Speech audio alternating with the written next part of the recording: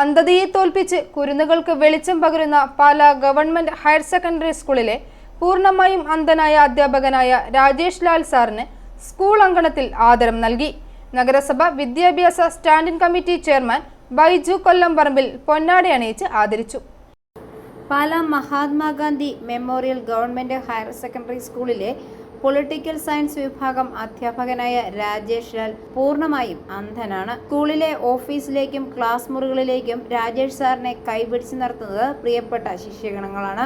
അന്ധത മാത്രമല്ല രാജേഷിന്റെ ജീവിതത്തിൽ ഇരുൾ വീഴ്ത്തിയത്. 17 വർഷം മുമ്പ് മാരകമായ കിഡ്നി രോഗം ബാധിച്ച് ഗുരുതരാവസ്ഥയിലായ രാജേഷിന് പിന്നീട് അമ്മ വത്സലയുടെ കിഡ്നിയാണ് തിരികെ ജീവിതത്തിലേക്ക് നടത്തിയത്.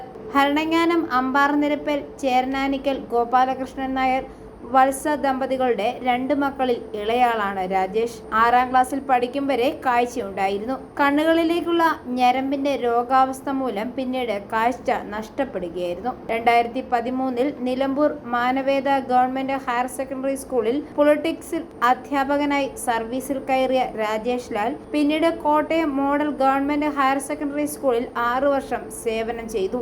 കഴിഞ്ഞ 2 വർഷമായി Pala Mahatma Gandhi memorial government higher secondary സ്കൂളിലെ അധ്യാപകനാണ്. തൃശൂർ സ്വദേശിനിയായ രേഷ്മയാണ് ഭാര്യ. അർണജ, അദ്രജ എന്നീ ഇരട്ട കുട്ടികളുണ്ട്.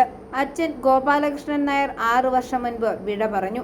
അനുമോദന യോഗത്തിൽ പ്രിൻസിപ്പൽ റീനാമോൾ എബ്രഹാം സ്വാഗതം ആശംസിച്ചു. അഖില, അനിൽകുമാർ, ആർദ്ര സുരേഷ് എന്നിവർ അധ്യാപക ദിന സന്ദേശവും നൽകി.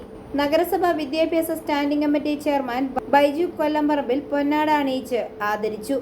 ഇന്ന് പ്രത്യേകിച്ച് സുനിലിൻ്റെ ഒരു മെസ്സേജ് അധ്യാപകരും വിദ്യാർത്ഥികളും തമ്മിലുണ്ടാകുമ്പോഴാണ് സ്നേഹം പങ്കുവെക്കുന്നത്. അങ്ങനെ അതുവഴിയാണ് നമുക്ക് വിദ്യ കിട്ടുന്നത്. അത് പകർന്നു നൽകുന്ന അധ്യാപകർ ഇവിടെയുള്ളവരെല്ലാവരും ഇന്ന് ആദരിക്കപ്പെടേണ്ടവരാണ്. പക്ഷേ എസ്പെഷ്യലി നമ്മുടെ രാജേഷിനെ പറ്റി പിള്ളേർക്ക് അറിയത്തില്ല എന്ന് തോന്നുന്നു. ഞാനും ഇന്നാണ് കൂടുതൽ മനസ്സിലാക്കിയത്. പറയാം, അദ്ദേഹം 6 വയസ്സ് വരെ നമ്മുടെ ലോകത്തെ അദ്ദേഹത്തിൻ്റെ കണ്ണുകൊണ്ട് അപ്പനെയും അമ്മേനെയും കളറുകളും ഒക്കെ കണ്ടതാണ്. 6 വയസ്സിന് ശേഷം ഞരമ്പിന് ഒരു അസുഖം ബാധിച്ചാണ് അദ്ദേഹത്തിൻ്റെ കാഴ്ചശക്തി പൂർണ്ണമായിട്ട് നഷ്ടപ്പെട്ടത്. അതിനുശേഷം 27ാമത്തെ വയസ്സിൽ അദ്ദേഹത്തിൻ്റെ കിഡ്നി തകരാറിലായി, ഡയാലിസിസിന് വിധേയനായി. അപ്പം അദ്ദേഹത്തിൻ്റെ അമ്മ വത്സല ചേച്ചിലാണ് പേര്. അമ്മയാണ് അദ്ദേഹത്തിന് കിഡ്നി ദാനം ചെയ്തത്. അപ്പം നമ്മളൊക്കെ നടന്നു പോകുമ്പം കാലയിൽ കല്ലെ തട്ടിയിട്ട് നമ്മുടെ കാലിൽ കുഞ്ഞൊരു മുറിവ് വന്നാൽ അന്ന് നമ്മൾ സ്കൂളിൽ പോകത്തില്ല. അന്ന് ഒരു പരിപാടിയില്ല, പറ്റുമെങ്കിൽ കിടന്നുറങ്ങും. അങ്ങനെ ജീവിക്കുന്ന നമുക്ക് ദൈവമെല്ലാം തന്നല്ലോ.